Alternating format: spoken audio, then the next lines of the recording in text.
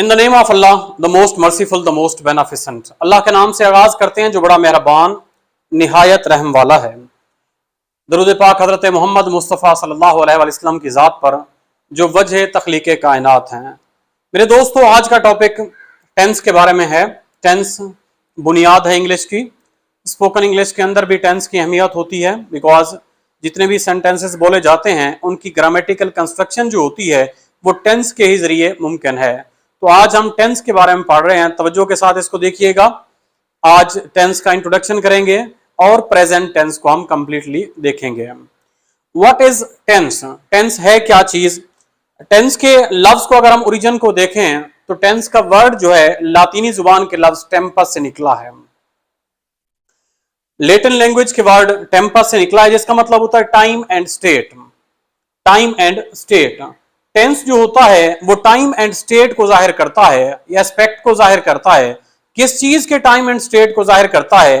किसी भी एक्शन के टाइम और स्टेट को जाहिर करता है। तो इसको हम डिफाइन इस तरह से करते हैं, tense is a word that is derived from Latin language word tempus, which means time and state of an action. It is a word that is described, that is used to describe. It is a word that is used to describe the time and state of an action. कोई भी action हो रहा है, कोई भी काम perform हो रहा है, उसके वक्त को और उसकी हालत को जो टर्म इस्तेमाल करती है, जो टर्म डिनोट करती है, उस टर्म को हम नाम देते हैं टेंस का। आइए इसमें देखते हैं। The word tense comes from the Latin word टेम्पस। जो टेंस का वर्ड है लातीनी जुबान के लफ्ज टेम्पस से निकला है, which means time and state of an action. किसी भी एक्शन के टाइम और स्टेट को यह डिपेक्ट करता है।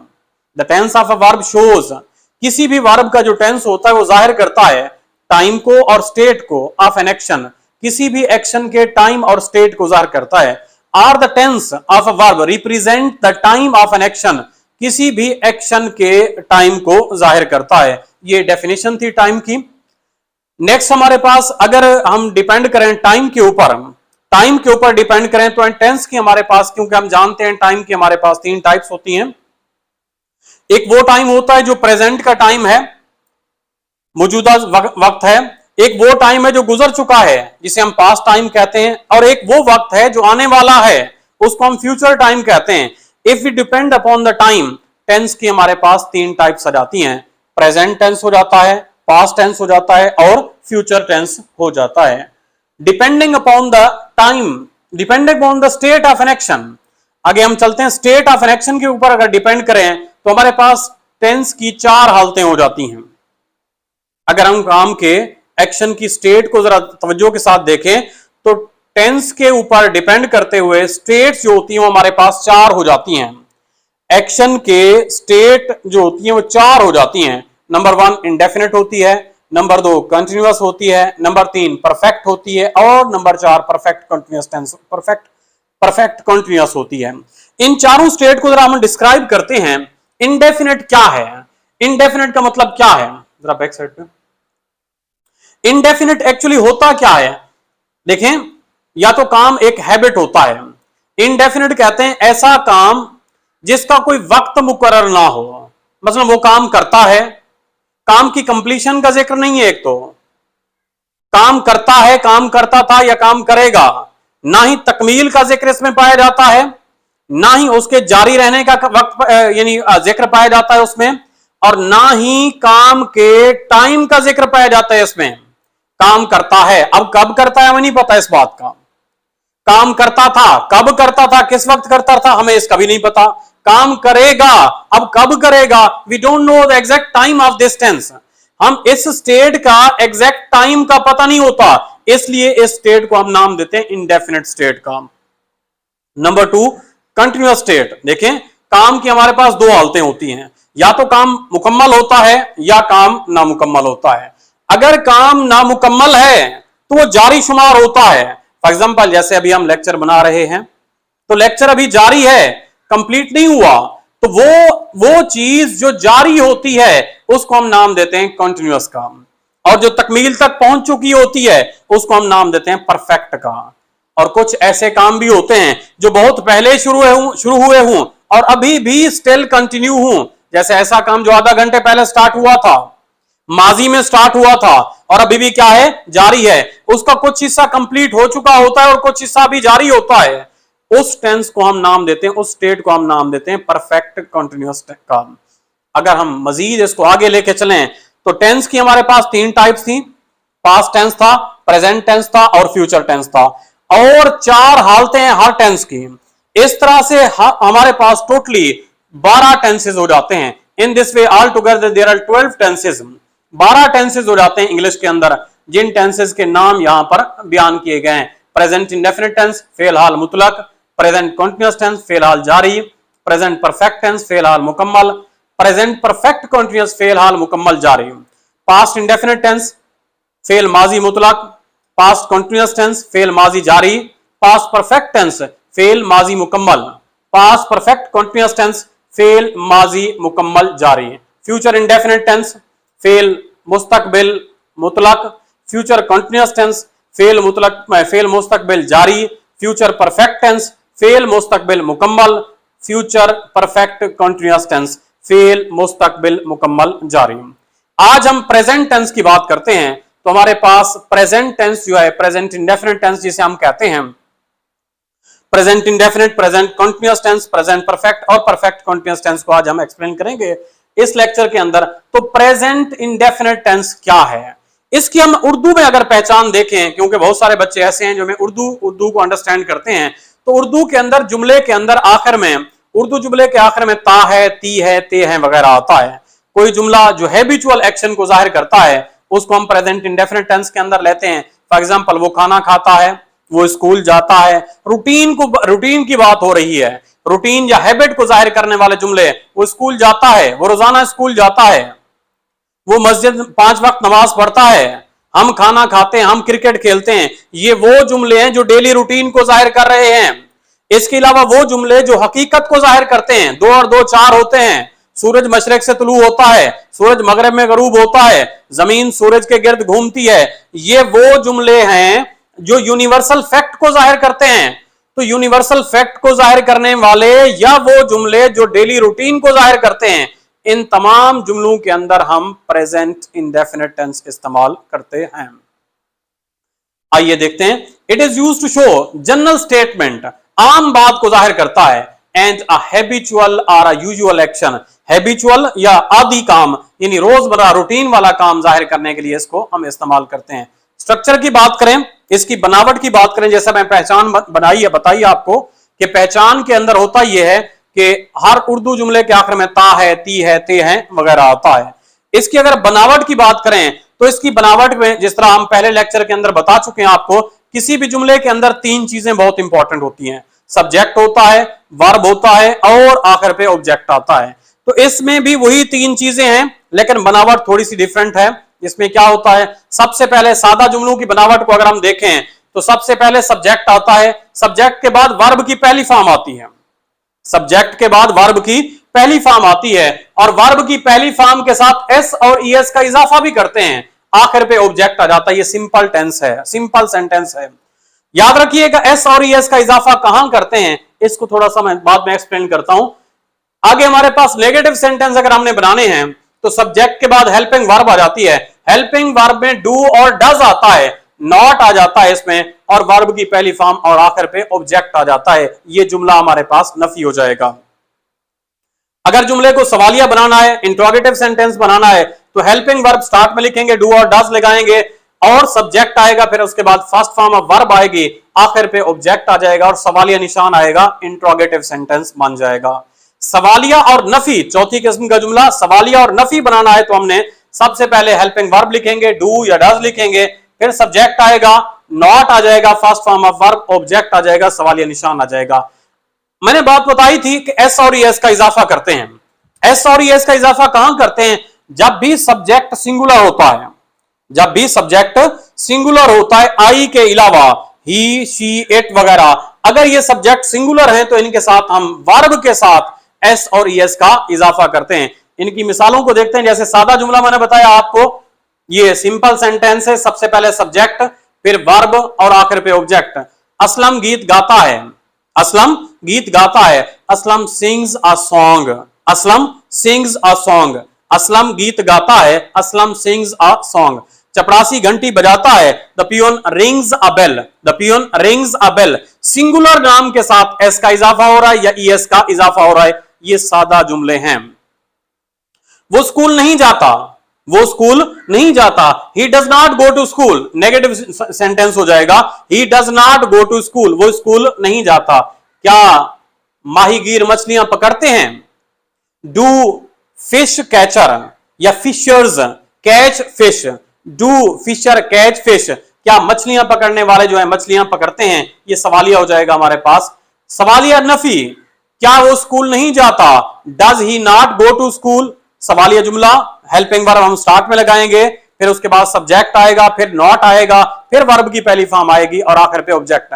Does he not go to school. इस तरह से हम प्रेजेंट इंडेफिनिट टेंस के अंदर पॉजिटिव जुमले, नेगेटिव जुमले, सवालिया जुमले और इंटेरोनेगेटिव यानी सवालिया नफी जुमले बना सकते हैं। इसके आगे हमारे पास है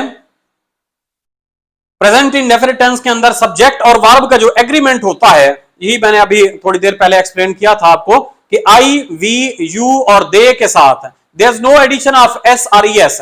एस और ईएस का कोई एडिशन नहीं होता वर्ब के साथ, क्योंकि ये सारे जमा में है और आई जो है वो सिंगुलर है। आई के साथ एक्सेप्शन पाई जाती है। आई, वी, यू, दे के साथ हेल्पिंग वर्ब जो हमारे पास डू है इस्तेमाल होती है और वर्ब की पहली फॉर्म के साथ एस या ईएस का इजाफा नहीं होता। एस या ईएस का इजाफा कहां होता है? जब हमारे पास सब्जेक्ट सिंगुलर हो, ही हो सकता है, शी हो सकती है या इट हो सकता है, या सिंगुलर कोई नाम हो सकता है, हामिद हो सकता है, खालिद हो सकता है, समीउल्लाह हो सकता है, दानियाल हो सकता है। इनके साथ एस और ईएस का हम इजाफा करेंगे, एडिशन ऑफ एस और ईएस विद द वर्ब, और हेल्पिंग वर्ब इनके साथ डज इस्तेमाल होती है। आगे इनकी मिसालें दी गई हैं, जैसे मैं स्कूल जाता हूं, आई गो टू स्कूल, मैं स्कूल जाता हूं सादा जुमला है, आई गो टू स्कूल। मैं स्कूल नहीं जाता, I do not go to school. क्या मैं स्कूल जाता हूं? Do I go to school. क्या मैं स्कूल नहीं जाता? Do I not go to school. You go to school, आप स्कूल जाते हैं, आप स्कूल नहीं जाते, you do not go to school. क्या आप स्कूल जाते हैं? Do you go to school. क्या आप स्कूल नहीं जाते? Do you not go to school. He plays cricket, वो क्रिकेट खेलता है। He does not play cricket, वो क्रिकेट नहीं खेलता। डज ही प्ले क्रिकेट, क्या वो क्रिकेट खेलता है। Does he not play cricket, क्या वो क्रिकेट नहीं खेलता। इन तमाम जुमलों को अगर थोड़ा सा तवज्जो के साथ देखें तो पहला जुमला जैसे ये लिखा हुआ है आई गो टू स्कूल, आई यहां पर सब्जेक्ट है, गो यहां पर जो है वर्ब का काम कर रही है, to the school, to school यहां पर ऑब्जेक्ट का काम कर रहा है। वैसे ये एडवर्ब ऑफ प्लेस है लेकिन यहां पे ऑब्जेक्ट का काम कर रहा है। I do not go to school, यहां पर हमने डू क्यों लगाया? क्योंकि याद रखिएगा जब भी किसी जुमले को हेल्पिंग जुमले को सवालिया बनाते हैं या नफी बनाते हैं, सवालिया बनाने के लिए या नफी बनाने के लिए हम हेल्पिंग वर्ब का इस्तेमाल करते हैं। अगर सवालिया बनाना है तो हेल्पिंग वर्ब को उठा के शुरू में लगा देते हैं, अगर हमने नफी बनाना है तो सब्जेक्ट के बाद हेल्पिंग वर्ब लगा के उसके बाद हम नॉट लगा देते हैं। जैसे यहां पर देख सकते हैं दूसरे जुमले के अंदर आई के बाद हमने हेल्पिंग वर्ब लगाया, डू लगाया, और डू के बाद हमने नॉट को ऐड किया, फिर हमने क्या लगाया? वर्ब लगाई, I do not go to school, मैं स्कूल नहीं जाता। नेक्स्ट तीसरे जुमले पे जरा गौर करें तो सवालिया जुमला बनाया गया यहां पर। जैसा कि मैंने अभी आपको बताया जुमले को जब सवालिया बनाते हैं तो हेल्पिंग वर्ब को स्टार्ट के अंदर लिख देते हैं, do I go to school. यहां डू जो है हेल्पिंग वर्ब का काम कर रही है, आई सब्जेक्ट है, गो वर्ब है, और टू स्कूल जो है ये एडवर्ब ऑफ प्लेस है या ऑब्जेक्ट के तौर पे काम कर सकता है। तो ये जुमले का स्ट्रक्चर था। नेक्स्ट, इसका यूज कहां होता है? जैसे मैंने स्टार्ट में बताया था, it is use to show a habit, ये आदत को जाहिर करता है, आदत को जाहिर करता है। सुबह सवेरे हम उठते हैं, we get up early in the morning, हम नमाज पढ़ते हैं, we offer prayer, this is our daily routine. किसी भी बंदे की डेली रूटीन को जाहिर करने के लिए जो टेंस इस्तेमाल होता है उसको हम प्रेजेंट इंडेफिनिट टेंस कहते हैं। ही वॉक्स अर्ली इन द मॉर्निंग, वो सुबह सवेरे सैर को जाता है। ही वॉक्स अर्ली इन द मॉर्निंग, वो सुबह सवेरे चहलकदमी करता है। ही गोज टू स्कूल, वो स्कूल जाता है, डेली रोजाना जाता है। वी प्रे टू अल्लाह, हम अल्लाह की इबादत करते हैं, हम अल्लाह की इबादत करते हैं, अल्लाह से दुआ करते हैं। ये हैबिट है हमारी। प्रेजेंट इंडेफिनिट टेंस जो होता है किसी भी इंसान की हैबिट को जाहिर करने के लिए इस्तेमाल होता है। नेक्स्ट हमारे पास है it is use to show universal fact, हकीकत बात बयान करने के लिए इस्तेमाल होता है। अल्लाह एक है, गॉड इज वन, हम अल्लाह की इबादत करते हैं, वी वर्शिप अल्लाह। 2 और 2 4 होते हैं, 2 and 2 makes 4, 2 and 2 make 4, sorry 2 and 2 make 4। इसी तरह देखें, फ्लावर गिव स्वीट स्मेल, फूल जो होते हैं उनसे मीठी खुशबू आती है, प्यारी खुशबू आती है। God helps those who help themself, Allah उनकी मदद करता है जो अपनी मदद आप करते हैं। 2 and 2 makes 4, 2 और 2 जो हैं वो 4 होते हैं। ये यूनिवर्सल फैक्ट को भी जाहिर करता है। जमीन सूरज के गिर्द घूमती है, the earth revolves around the sun, सूरज मशरिक से तलू होता है, the sun rises in the east, सूरज मगरब में गरूब होता है, the sun sets in the west. ये वो तमाम जुमले हैं जो यूनिवर्सल फैक्ट को जाहिर करते हैं। नेक्स्ट हमारे पास है प्रेजेंट कॉन्टिन्यूअस टेंस। ये एक ऐसा जुमला है मेरे दोस्तों, जो ये एक ऐसा टेंस है जो उन बातों को जाहिर करता है जो मौजूदा जमाने के अंदर जारी होती हैं। फॉर एग्जाम्पल, जैसे हम अभी लेक्चर आपको दे रहे हैं, लेक्चर रिकॉर्ड हो रहा है, हम पढ़ा रहे हैं, आप पढ़ रहे हैं, सूरज चमक रहा है, बारिश हो रही है। उर्दू के अंदर अगर हम गौर से देखें तो उर्दू जुमले के आखिर में रहा है, रही है, रहे हैं वगैरह आता है। ये उर्दू के अंदर पहचान है। और इसकी अगर हम स्ट्रक्चर की बात करें, बनावट की बात करें, तो इसमें इज एम आर के साथ आईएनजी फॉर्म आती है, इज एम आर के साथ आईएनजी फॉर्म होती आ जाती है। ये टेंस कहां इस्तेमाल होता है? 2 जगहों पर। नंबर 1, अगर आपने टेम्परेरी एक्शन को जाहिर करना है, आर्जी तौर पे कोई एक्शन हो रहा है उसको जाहिर करना है, तो उसके लिए भी प्रेजेंट कंटीन्यूअस टेंस इस्तेमाल होता है। या ऐसा एक्शन जो मौजूदा वक्त में जारी हो, उस जारी एक्शन को जाहिर करने के लिए भी प्रेजेंट कंटीन्यूअस टेंस ही इस्तेमाल होता है। आइए देखते हैं। It is used to show an action that is taking place at the time of speaking.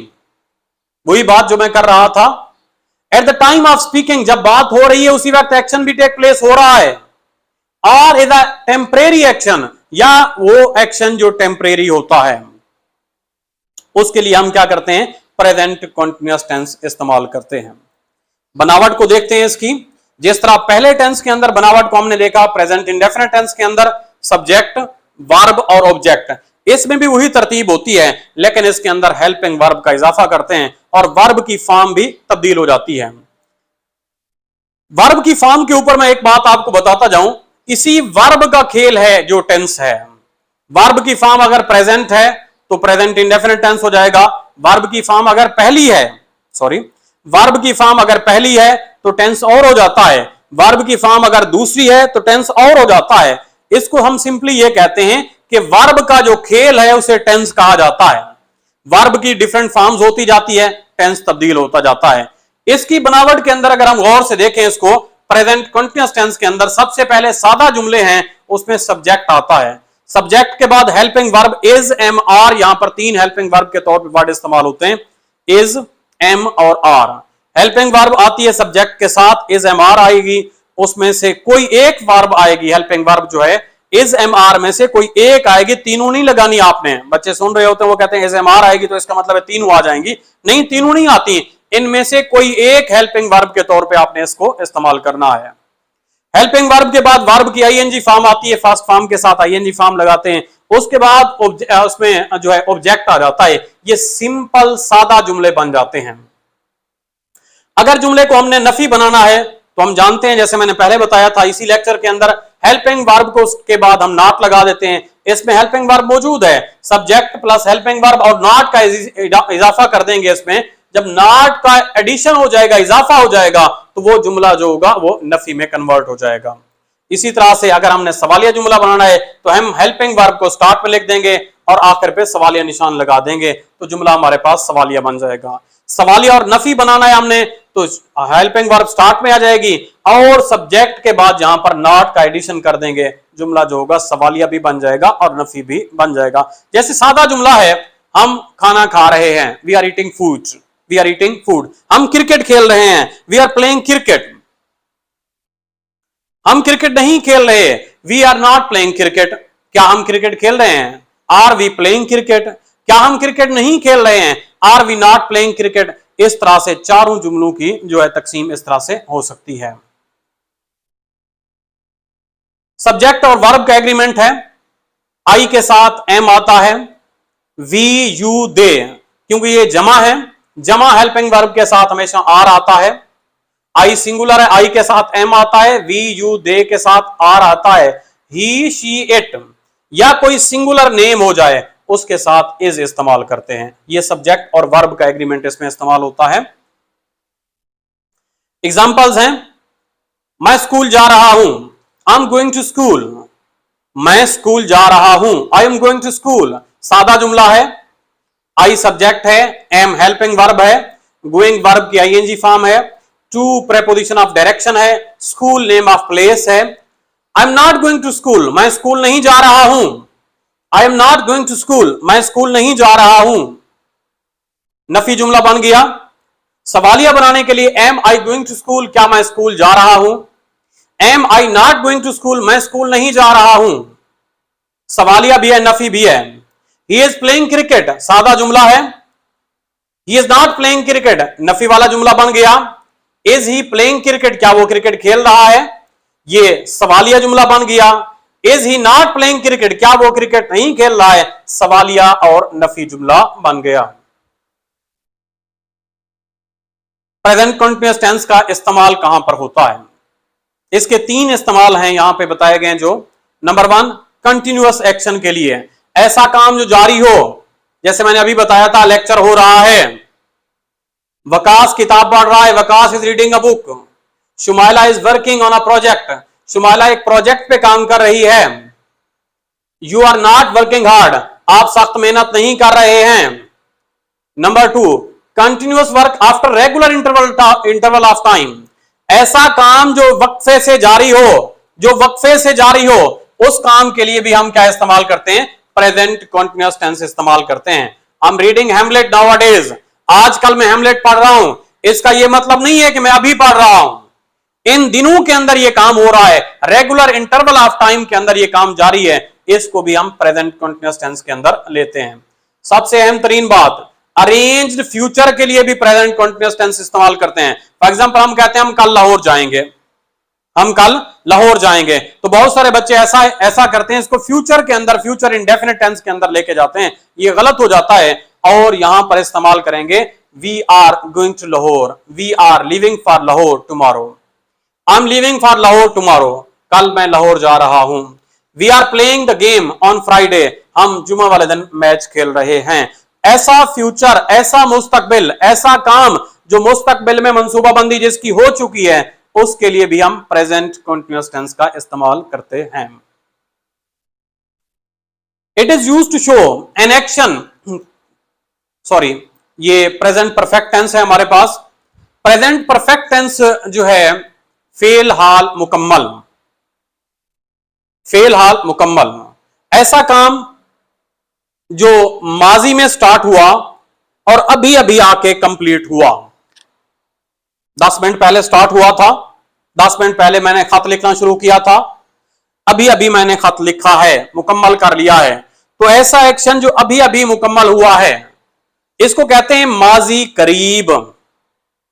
ऐसा एक्शन जो अभी अभी मुकम्मल हुआ है उसके लिए हम फेल हाल मुकम्मल इस्तेमाल करते हैं। इसमें उर्दू के अंदर क्या आता है, उर्दू जुमले के आखिर में चुका है, चुकी है, चुके हैं वगैरह इस्तेमाल करते हैं। पहचान हमारे पास यही होती है, चुका है, चुके हैं या चुकी है। जो इंग्लिश में बनावट होती है उसमें हैव और हैज के साथ वर्ब की थर्ड फॉर्म लगाते हैं। जुमला वैसे ही आता है, सबसे पहले सब्जेक्ट आता है, हेल्पिंग वर्ब हैज और हैव में से कोई एक लगाते हैं, वर्ब की थर्ड फॉर्म ऐड करते हैं और आखिर पे ऑब्जेक्ट आ जाता है। आइए इसमें देखते हैं कहां कहां इस्तेमाल होता है। प्रेजेंट परफेक्ट टेंस फेल हाल मुकम्मल, it is used to show an action completed by a given time, जो गिवन टाइम के अंदर मुकम्मल हो चुका है। An action completed in present time that started in past, ऐसा एक्शन जो पास्ट में स्टार्ट हुआ था और अभी अभी मुकम्मल हुआ है। It connect past action to the present, ये पास्ट एक्शन को प्रेजेंट में खत्म ताल्लुक जोड़ता है, पास्ट एक्शन का ताल्लुक प्रेजेंट के एक्शन के साथ जोड़ता है। पास्ट का एक्शन स्टार्ट हुआ, प्रेजेंट में आके मुकम्मल हुआ। पास्ट टेंस माजी को माजी को हाल के साथ जोड़ता है।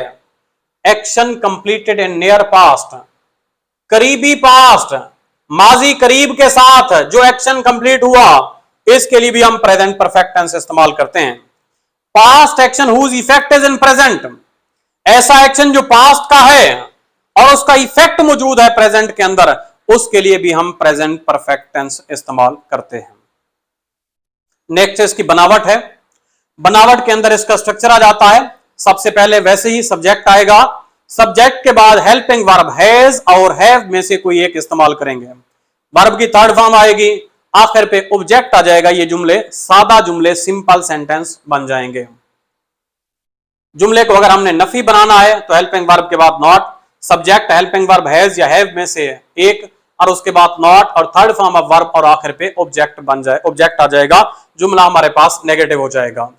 फिर अगर हमने सवालिया बनाना है जुमले को, हेल्पिंग वर्ब हैज और हैव, उसके बाद subject third form of verb आखिर पे ऑब्जेक्ट आ जाएगा और सवालिया निशान आ जाएगा। जुमला इंट्रोगेटिव सवालिया बन जाएगा। सवालिया और नफी बनाना है, हेल्पिंग वर्ब हैज या हैव में से एक, सब्जेक्ट नॉट और थर्ड फॉर्म ऑफ वर्ब और आखिर पे ऑब्जेक्ट आ जाएगा और सवालिया निशान आ जाएगा। इस तरह जुमला सवालिया और नफी बन जाएगा। इसकी अगर मिसाल को देखें, पहले इसकी जो है वर्ब के एग्रीमेंट को देख लेते हैं। आई, वी, दे और यू के साथ हैव आता है। आई के साथ भी हैव आएगा, वी के साथ भी हैव आएगा, दे के साथ भी हैव आएगा और यू के साथ भी हैव आएगा। ही, शी, इट या सिंगुलर कोई नाम, इन तमाम चीजों के साथ हम हैज इस्तेमाल करते हैं। फॉर एग्जाम्पल, हम काम कर चुके हैं, we have completed our work. हम काम कर चुके हैं, we have completed our work या कंप्लीटेड द टास्क, हम काम मुकम्मल कर चुके हैं। सादा जुमला है। हम काम मुकम्मल नहीं कर चुके हैं, नफी जुमला, we have not completed our task. क्या हम काम मुकम्मल कर चुके हैं, have we completed our task. क्या हम काम मुकम्मल नहीं कर चुके हैं, have we not completed our task. ये इस तरह से जुमले की बनावट बन जाएगी। एग्जाम्पल दी हुई है, he has just arrived, वो अभी अभी पहुंचा है। he has just arrived, वो पहुंच चुका है। इफेक्ट मौजूद है, they have already posted the letter, पहले ही खत डाक में डाल चुके हैं। he has already taken 3 cups of coffee, वो कॉफी के 3 कप पहले ही पी चुका है। the sun has arisen, the sun has risen, सूरज तलू हो चुका है। We have taken breakfast, हम ब्रेकफास्ट कर चुके हैं, नाश्ता कर चुके हैं। I have solved the sums, मैं सवाल हल कर चुका हूं। They have won the match, वो मैच जीत चुके हैं। We have shifted to new house, हम नए घर में शिफ्ट हो चुके हैं। They have cheated us, वो हमें धोखा दे चुके हैं। इन जुमलों पे अगर गौर करें, पहला जुमला जैसे लिखा हुआ he has just arrived, सबसे पहले सब्जेक्ट है, फिर हेल्पिंग वर्ब है, फिर एडवर्ब ऑफ टाइम दिया हुआ यहां पर जस्ट, और आखिर पे वर्ब की थर्ड फॉर्म आई हुई है। He has just arrived, subject आया हुआ है, हेल्पिंग वर्ब और वर्ब की थर्ड फॉर्म।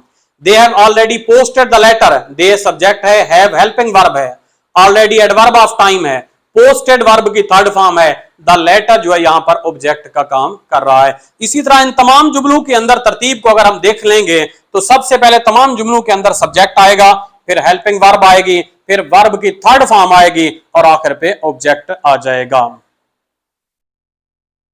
नेक्स्ट जी, इसमें एक चीज का इजाफा होता है, सिंस और फॉर को हम इस्तेमाल करते हैं। सिंस और फॉर दोनों क्या हैं, एडवर्ब ऑफ टाइम है। कहां इस्तेमाल होता है सिंस, और फॉर कहां इस्तेमाल होता है। याद रखिएगा, अगर काम के आगाज को जाहिर करना हो, तवज्जो मेरी तरफ, अगर काम के आगाज को जाहिर करना हो तो उस वक्त हम सिंस इस्तेमाल करेंगे। इसको हम इंग्लिश में कहते हैं point of time. If we have to show the point of time, अगर वक्त का लम्हा जाहिर करना हो, काम का लम्हा जाहिर करना हो, काम के लम्हे के लिए हम पॉइंट ऑफ टाइम के लिए हम सिंस का इस्तेमाल करते हैं। काम कितने अरसे तक जारी रहा, that will be noted as duration of time, उसको हम ड्यूरेशन ऑफ टाइम कहेंगे। तो ड्यूरेशन ऑफ टाइम के लिए हम क्या इस्तेमाल करते हैं, हम फॉर इस्तेमाल करते हैं। Since, we use since for the point of time. Sunday से स्टार्ट हुआ काम, 3 o'clock से स्टार्ट हुआ, मॉर्निंग से, इवनिंग से, 1985 से, और जनवरी से स्टार्ट हुआ। इसी तरह for we use for when we have to show duration of time, वक्त का दौरानिया, 3 घंटे से काम हो रहा है, 5 महीने से हो रहा है, सालों से हो रहा है, 8 साल से हो रहा है, मेनी ईयर, कई सालों से हो रहा है, तो उस वक्त हम सिंस इस्तेमाल करते हैं, सॉरी फॉर इस्तेमाल करते हैं। नेक्स्ट है प्रेजेंट परफेक्ट कंटीन्यूअस टेंस। ये वो टेंस है जिसको हम कहते हैं फेल हाल मुकम्मल जारी। ऐसा एक्शन जो पास्ट में स्टार्ट हुआ, कुछ हिस्सा मौजूदा वक्त तक कंप्लीट है, लेकिन कुछ हिस्सा अभी तक इनकम्प्लीट है, अभी भी वो एक्शन जो है जारी है। तो वो एक्शन जो पास्ट में स्टार्ट हुआ था और प्रेजेंट के अंदर उसका इफेक्ट भी मौजूद है और प्रेजेंट में जारी भी है, उसको हम कहते हैं फेल हाल मुकम्मल जारी। ये भी वही एक्शन है, ये भी वही टेंस है जिसका ताल्लुक जो है पास्ट एक्शन से है। जिस तरह प्रेजेंट परफेक्ट के अंदर पड़ा, पास्ट से ताल्लुक था, लेकिन प्रेजेंट के अंदर आके कंप्लीट हो गया। इसमें क्या है, पास्ट से ताल्लुक है, प्रेजेंट में भी ये जारी है।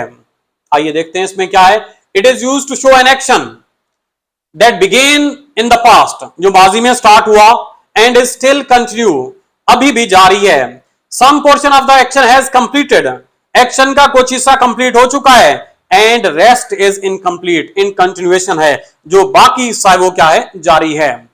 मसलन वो सुबह से काम कर रहा है, वो शाम से काम कर रहा है, वो 3 घंटे से काम कर रहा है, तो वो एक्शन जो वक्त के साथ हम जारी टेंस को जाहिर करते हैं। सिंपल कंटिन्यूअस टेंस और परफेक्ट कंटिन्यूअस टेंस के अंदर सिर्फ ड्यूरेशन ऑफ टाइम का, टाइम के मेंशनिंग का डिफरेंस आ जाता है। वो काम कर रहा है, ही इज वर्किंग, वो 2 घंटे से काम कर रही है, has been working for 2 hours। जब वक्त का ड्यूरेशन ऐड हो जाता है तो वो टेंस परफेक्ट कंटिन्यूअस टेंस बन जाता है जी।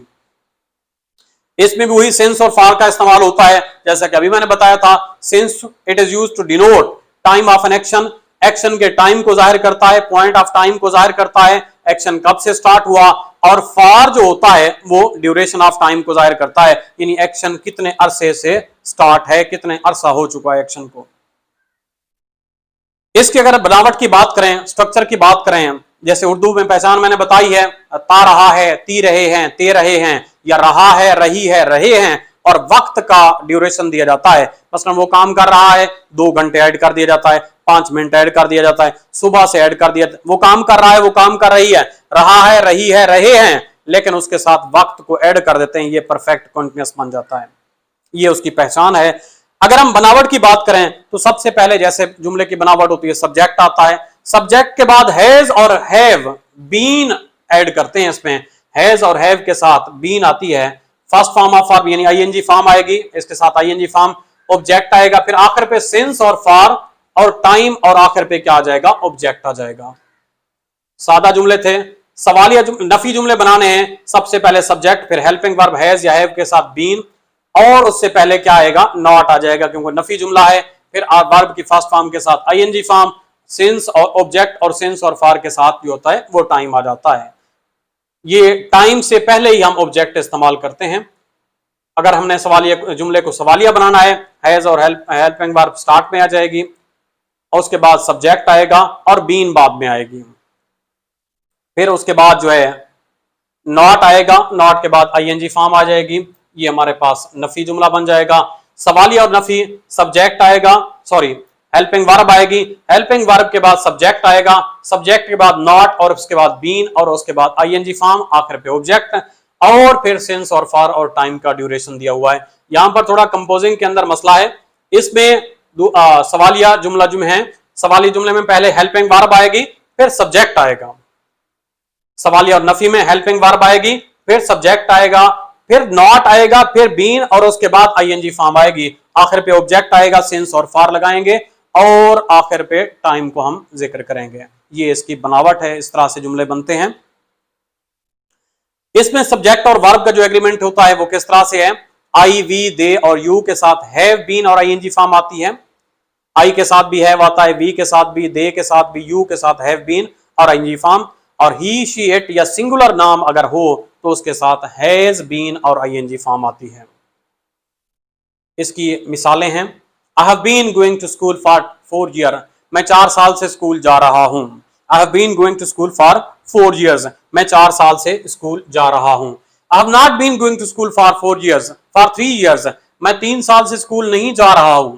Have I been going to school since morning, क्या मैं सुबह से स्कूल जा रहा हूं। Have I not been going to school for 5 days, क्या मैं 5 दिन से स्कूल नहीं जा रहा हूं। यहां पर हर किस्म के जुमले हैं, सादा भी हैं, सवालिया भी हैं, नफी भी हैं और नफी सवालिया भी हैं। She has been working since 2 o'clock, वो 2 बजे से काम कर रही है। She has been working since 2 o'clock। She has not been working since 2 o'clock, वो 2 बजे से काम नहीं कर रही है। Has she been working since 2 o'clock, क्या वो 2 बजे से काम कर रही है। Has she not been working since 2 o'clock, क्या वो 2 बजे से काम नहीं कर रही है। She has been playing piano since 4 o'clock, वो 4 बजे से पियानो बजा रही है। She has not been playing piano since 4 o'clock, वो 4 बजे से पियानो नहीं बजा रही है।